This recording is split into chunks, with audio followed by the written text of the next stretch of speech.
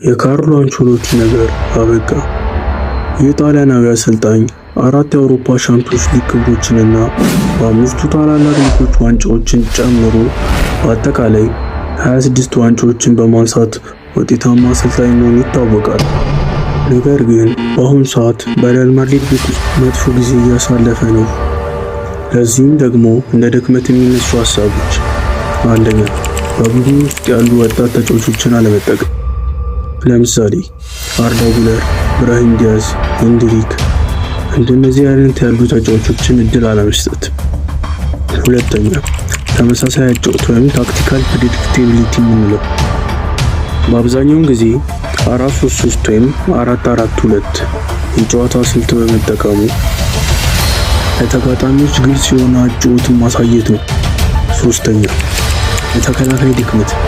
በዚህም ምክንያት ብዙ ጎሎችን ማስተናገድ ችሏል። ይህንንም አስመልክቶ በሪያል ማድሪድ የቀድሞ ተጫዋቻቸውን ዣቪ አሎንሶን ለማስፈረም ንግግር ላይ ናቸው።